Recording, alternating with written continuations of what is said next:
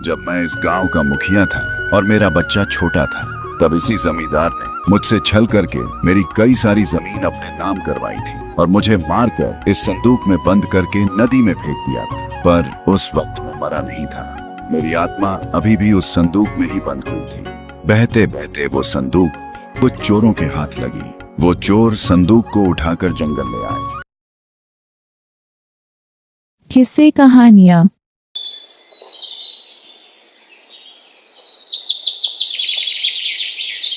किशन नाम का एक गरीब आदमी काम की तलाश में किसी दूसरे गांव की ओर निकल पड़ा था। वो अपने साथ बहुत सारा धन, जो उसने अपनी जमीन जायदाद बेचकर इकट्ठा किया था, अपने साथ लेकर काम की तलाश में निकल पड़ा था। घूमते घूमते वो भीमगढ़ नाम के गांव में आ पहुंचता है। उस गांव में उसका कोई रहने का ठिकाना नहीं था। तभी चलते चलते उसे एक टूटी हुई झोपड़ी दिखाई देती है। अरे, लगता है इस झोपड़ी में कोई नहीं रह रहा। अगर ऐसा है तो मैं इस झोपड़ी में रह लेता हूँ। जब तक मुझे काम नहीं मिलता, मुझे इसी में कुछ दिन निकालने होंगे। किशन अपने पैसे से भरी पोटली वहाँ नीचे रख देता है और थोड़ी देर वहाँ विश्राम करता है। अरे, अब तो बहुत देर हो गई है। लगता है सच में इस झोपड़ी में कोई नहीं रहता। अरे ये क्या? ये तो कोई पुराना संदूक लग रहा है। पता नहीं किसका होगा। अगर कोई नहीं आया तो इसे बाद में खोल के देख लूंगा। तब से किशन उस झोपड़ी में ही रहने लगता है। अगले दिन किशन उस झोपड़ी में सामान रखकर गांव की ओर निकल पड़ता है और ढूंढते ढूंढते जमींदार के घर आ पहुंचता है। नमस्ते जमींदार जी, मेरा नाम किशन है और मैं इस गांव में काम की तलाश में दूसरे गांव से आया हूं। मैंने सुना है कि आप इस गांव के जमींदार हैं और आपके यहाँ मुझे काम मिल सकता है। अच्छा, तो तुम दूसरे गांव से आए हो, पर तुम्हारा यहाँ रहने का बंदोबस्त कैसे हो पाएगा? देखो, मेरे पास जमीन तो बहुत सारी है और नौकर भी बहुत सारे हैं, पर मेरे पास जो जगह है उसमें मुश्किल से 10-15 नौकर पहले से रह रहे हैं, तो तुम्हें पहले रहने का बंदोबस्त करना होगा। जमींदार जी, मैं अपने गांव से आते वक्त अपनी सारी जायदाद बेचकर पर्याप्त धन लेकर ही इस गांव में आया हूं। वैसे मैंने रहने का बंदोबस्त कर लिया है। वो जो गांव के बाहर एक पुरानी झोपड़ी है, उसमें मैं रह रहा हूं और कुछ दिनों में थोड़ी सी जमीन लेके घर भी बनवा लूंगा। अच्छा, तो तुम उस पुरानी झोपड़ी में रह रहे हो। उस झोपड़ी में तो कई साल पहले एक बूढ़ा व्यक्ति रहता था, पर पता नहीं बाद में वो कहाँ चला गया।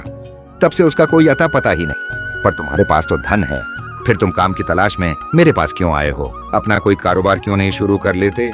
नहीं जमींदार जी, मेरे पास सिर्फ 485 सोने के सिक्के हैं, जो थोड़ी जमीन खरीदने में और घर बनवाने में खर्च हो जाएंगे। उसके बाद तो मुझे काम करना ही पड़ेगा, इसलिए मैं आपके पास आया हूँ। अच्छा, ऐसी बात है। ठीक है, कल से तुम मेरे खेत में काम कर सकते हो। किशन के जाने के बाद जमींदार मन ही मन हंस रहा था। कोई मूर्ख ही होगा जो अपने साथ लाए धन के बारे में ऐसे किसी को बता देगा। मुझे कुछ भी करके इस मूर्ख का सारा धन इससे छीन लेना होगा। उसी रात जमींदार अपने आदमियों को बुला लेता है। देखो मदन और छगन, गांव में किशन नाम का एक बकरा आया है, जो दूसरे गांव से कुछ दिन पहले हमारे गांव आया है। पर आते वक्त वो अपने साथ बहुत सारा धन लाया है। हम उस किशन पर मेरे घर से पैसे चुराए हैं, इस बात का झूठा आरोप लगा देंगे और गांव के मुखिया से उसके घर की तलाशी लेने को कहेंगे। और मुझे ये भी पता है कि उसके पास कितना धन है। हम कल गांव में अफवाह फैला देंगे कि किशन एक चोर है और उसका सारा धन छीन लेंगे। वाह सरकार, क्या दिमाग पाया है। सच में आपके बुद्धि का तो कोई जवाब ही नहीं। अगले दिन गांव के चौराहे पर जमींदार, मुखिया और अन्य गांव वालों को बुलाता है। सुनो सुनो गांव वालों और मुखिया जी, कल रात मेरे घर में किशन नाम के एक व्यक्ति ने डाका डाला है, जो इस गांव का बिल्कुल नहीं है, और मैंने उसे अपने घर की सारी जानकारी दी और अपने पास काम भी दिया है, और उसी रात मेरे घर में घुसकर उसने चोरी की है। पर जमींदार जी, भला दूसरे गांव के व्यक्ति को तुम्हारे तिजोरी में रखे पैसों का पता कैसे चल गया? मुखिया जी, मेरा भोलापन मार खा गया। कल रात वो किशन मेरे घर पे काम ढूंढने के बहाने आया था। बेचारा अपनी गरीबी की कहानी सुना रहा था और तभी मुझे उस पर दया आई और मैंने अपनी सारी जानकारी दी और उसे अपने पास काम भी दिया है, और उसी रात उसने चोरी की है। पर क्या तुम्हें पता है ये किशन जिसके बारे में तुम मुझसे बात कर रहे हो वो कहाँ हो सकता है? हाँ मुखिया जी, हमें पता है वो कहाँ पर रहता है, पर उसे पता नहीं कि उसने मेरे घर में चोरी की है। इस बात की मुझे जानकारी है और मेरे पास ये पक्की खबर है कि वो और कुछ दिन इस गांव में रुककर आपके घर भी चोरी करने वाला है और गांव में कुछ अमीर किसानों को भी लूटने वाला है। बहुत शातिर चोर है वो। मैं दावे के साथ कह सकता हूँ कि उसने मेरे घर में घुस के 485 सोने के सिक्के चुराए हैं। अगर हम जल्द से जल्द उसके घर जाके उसकी जांच नहीं करेंगे तो शायद वो सारा धन कहीं और छुपा देगा। अच्छा तो ये बात है, चलो जल्दी जाते हैं। अभी उसे जाके अच्छा सबक सिखाते हैं, तभी उस चोर की अक्ल ठिकाने आएगी। तभी सभी गांव वाले और मुखिया जी उस जमींदार के साथ किशन के झोपड़ी के बाहर आ जाते हैं। ऐ चोर के बच्चे, बाहर आ तू, वरना दरवाजा तोड़कर अंदर आना पड़ेगा। बाहर आ जल्दी। अरे बाप रे, सुबह सुबह इतनी जोर से कौन चिल्ला रहा है? देखना होगा। किशन घर के बाहर आता है। अरे रुकिए रुकिए, आप लोग इतना चिल्ला क्यों रहे हो? इस झोपड़ी में कोई नहीं रह रहा था, इसलिए मैं कुछ दिनों के लिए इसमें रह रहा हूँ। थोड़े ही दिन में चला जाऊंगा। क्या हम सब तुझे मूर्ख लग रहे हैं जो हम इस टूटी पुरानी झोपड़ी के बारे में तुमसे पूछे? तू इस गांव में घुसपैठे की तरह घुस आया है और तूने जमींदार के घर चोरी की है। क्या चोरी? और मैंने? नहीं सरकार, मैंने कोई चोरी नहीं की है। चाहिए तो आप जमींदार जी से बात कर सकते हैं। है ना जमींदार जी? मैं तो आपके यहाँ नौकर का काम देखने आया था। मैं भला चोरी क्यों करूंगा? किशन, अब इतना नाटक मत करके दिखाओ। मुझे पता है मेरे घर से चोरी तुमने ही की है। मैं दावे के साथ बता सकता हूँ कि तुम्हारे पास 485 सोने के सिक्के हैं जो मेरे हैं। क्या जमींदार जी, आपको तो ये बात मैंने ही कल बताई थी कि मेरे पास 485 सोने के सिक्के हैं। देखो देखो, चोरी की है, पर चोर अपनी सफाई के लिए कैसी बात कर रहा है। चोरी तो चोरी, ऊपर से सीना चोरी। मुखिया जी, जल्दी से इसके घर की तलाशी लीजिए। ये चोर बहुत शातिर है। हाँ चलो रे सभी लोग, उसके घर में देखो सोने के सिक्के हैं या नहीं। जी मुखिया जी, चलो रे सब लोग। पर मुखिया जी, मेरी बात तो सुनिए, मैंने चोरी नहीं की है। गांव वाले किशन के घर में छानबीन करते हैं तो उन्हें किशन ने जो सोने के सिक्के लाए थे वो एक झोली में रखे मिल जाते हैं। ये देखिए मुखिया जी, इसके घर में बहुत सारे सोने के सिक्के मिले हैं। क्या रे, तू खुद को गरीब बोल रहा है और फिर तेरे पास इतने सारे सोने के सिक्के आए कहाँ से?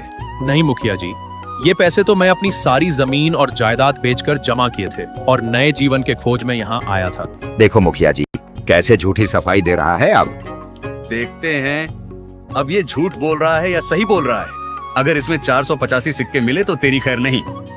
चलो रे तुम लोग सिक्के गिनो। गांव वाले सारे सिक्के गिनने लगते हैं। हाँ जमींदार जी, इसमें तो 485 सिक्के हैं। देखा ना, चोर पकड़ा गया। मतलब ये सारा धन जमींदार जी का है। नहीं मुखिया जी, आपके साथ गलतफहमी हो रही है। लगता है ये जमींदार की सोची समझी साजिश है। वो मेरा धन मुझसे छीनना चाहता है। अब बहुत हुआ युवक, तुम्हारी चोरी साबित हो गई है। खैर करो कि तुम्हें अभी तक किसी ने पीटा नहीं। अब तुम्हें मैं आखिरी चेतावनी देता हूँ, आज रात तक इस गांव से दूर निकल जाओ और कल इस गांव में दिखना भी मत। अगर दिख गए तो लोग तुम्हारा मार मार कर ऐसा हाल कर देंगे कि जिंदगी भर याद रखोगे।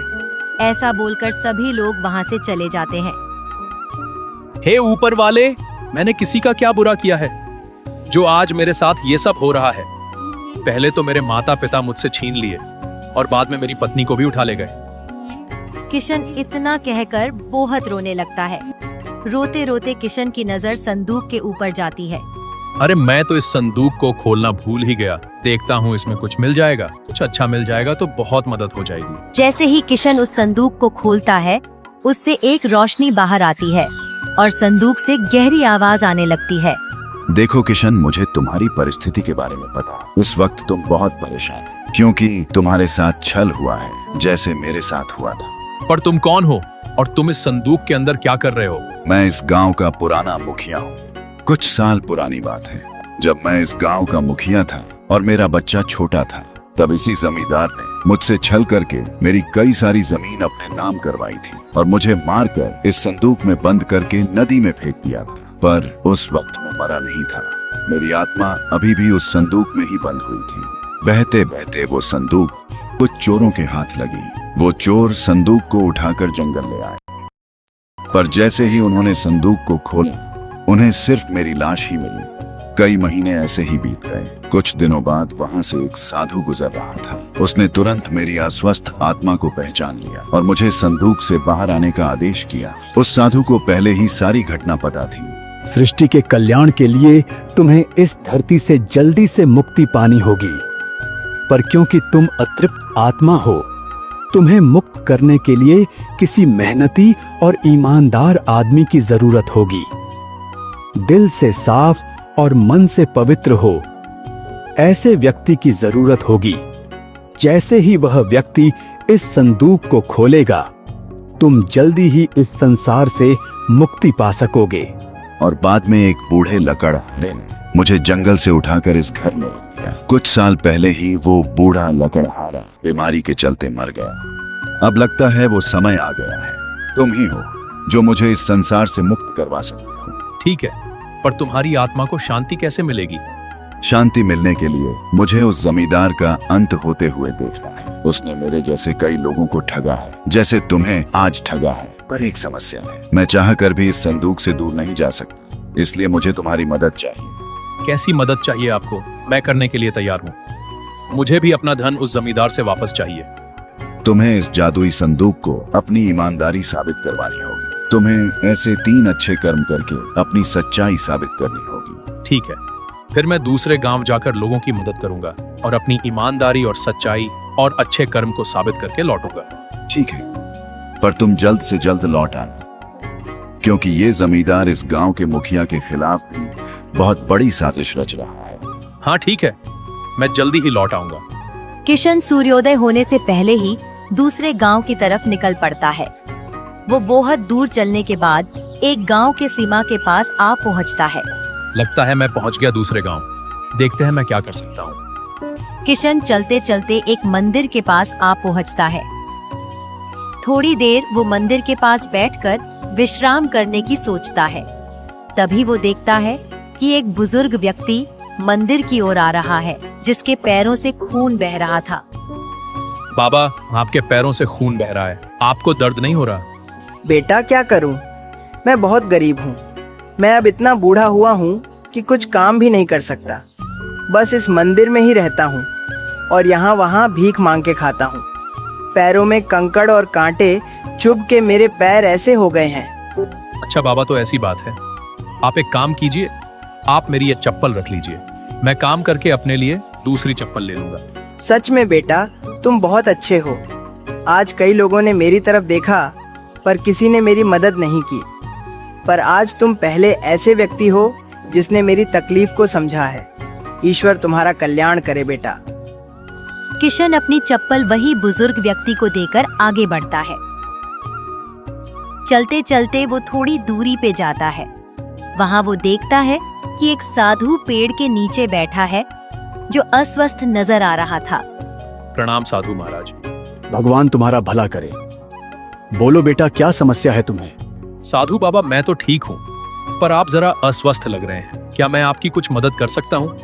हाँ बेटा, समस्या तो है। मैंने 2 दिनों से पानी का एक बूंद नहीं पिया। बहुत प्यास लग रही है, ऊपर से ये गर्मी कितनी ज्यादा है। ठीक है साधु बाबा, मैं आपके लिए पानी ले आता हूँ कहीं से। बेटा, इस गांव में दूर दूर तक पानी नहीं है।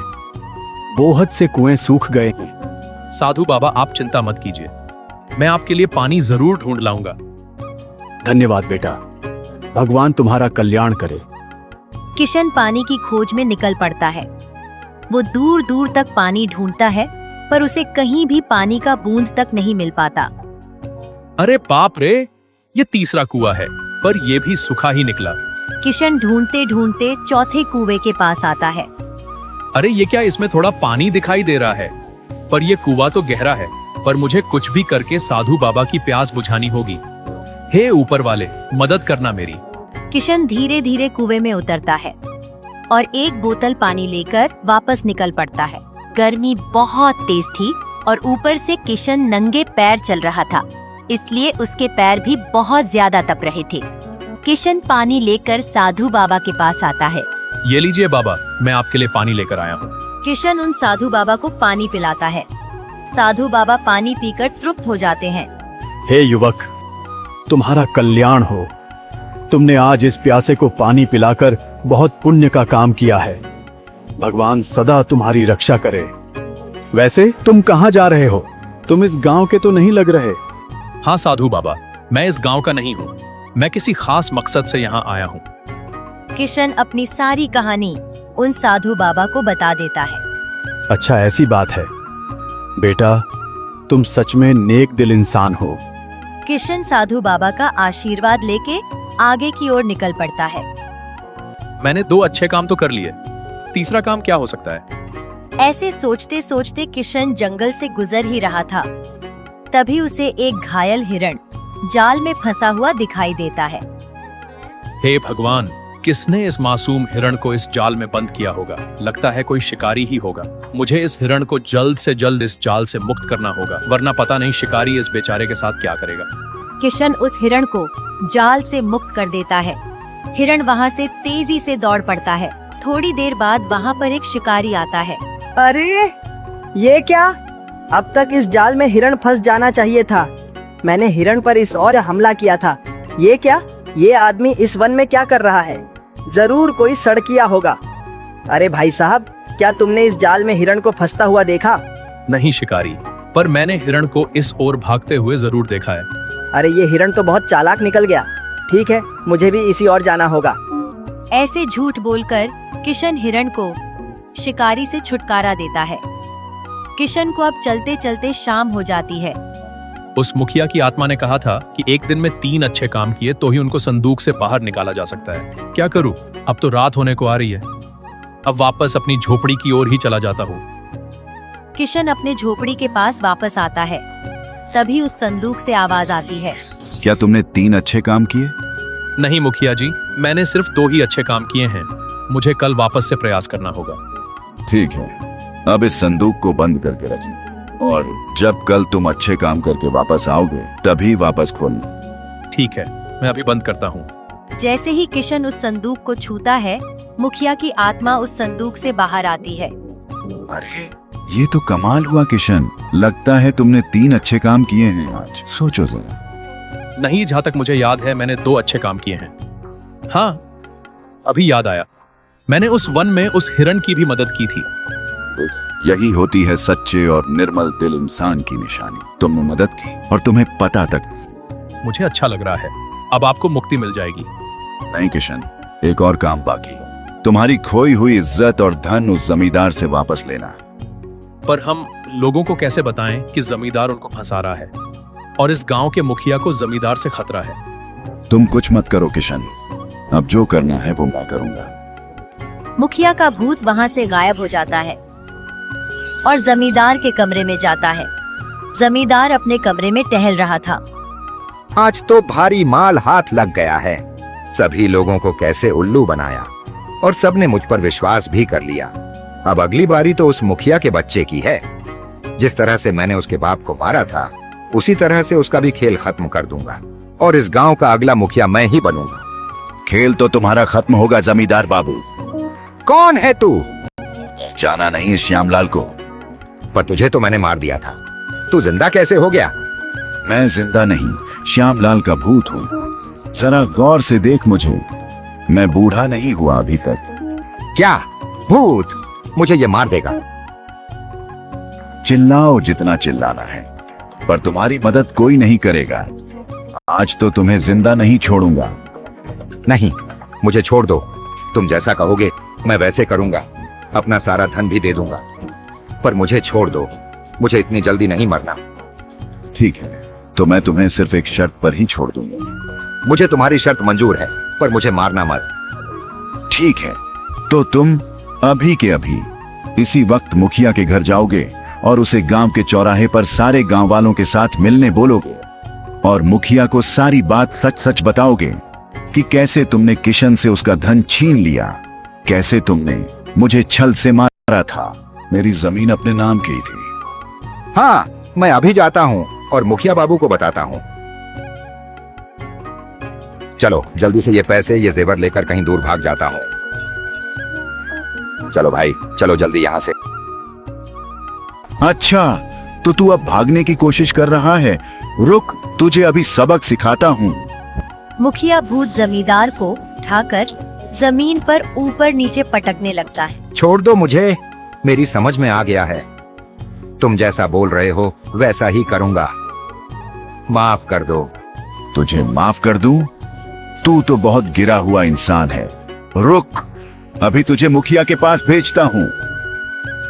जमींदार सारी बातें सच सच बता देता है। अच्छा, तो ये बात है। अरे नीच आदमी, तू इतना कैसे गिर सकता है? तूने मेरे पिता को मार दिया जब मैं छोटा था, और अब इस भोले किशन को भी फंसाकर हम लोगों से गलत काम भी करवा रहा है। आज तो तुझे छूट नहीं, आज तो तेरा खेल खत्म। गांव वालों देख क्या रहे हो? मार मार कर इसकी चटनी बना दो और इसे गांव से निकाल दो। सभी गांव वाले जमींदार की जमकर पिटाई करते हैं और उसे गांव से दूर भगा देते हैं। मुझे माफ कर दो किशन, मैंने बिना सच्चाई को जाने उस दुश्मन का साथ दिया। मैं अपने किए के लिए बहुत शर्मिंदा। मुखिया जी, इसमें आपकी कोई गलती नहीं है। मैं तो इस गांव का भी नहीं। आपकी जगह कोई और होता तो वो भी ऐसे ही करता। तभी वहां मुखिया के पिता का भूत आता है। चलो बेटा, अब मेरे जाने का वक्त हो गया। आशा करता हूँ कि मेरे जाने के बाद तुम इस गांव की बहुत तरक्की करोगे और इस किशन को भी अपने से दूर मत होने देना। बड़ा ही अच्छा लड़का है। मुखिया कुछ नहीं बोलता और आंखों में आंसू लिए सिर हिलाता है। मुखिया वहां से आसमान की ओर चला जाता है और उसे मुक्ति मिल जाती है। दोस्तों, अगर आपको वीडियो पसंद आया हो तो लाइक और शेयर जरूर करें। चैनल को सब्सक्राइब करना ना भूलें और बेल आइकन दबाएं ताकि आप हमारी हर नई कहानी सबसे पहले देख सकें। मिलते हैं अगली मजेदार कहानी में।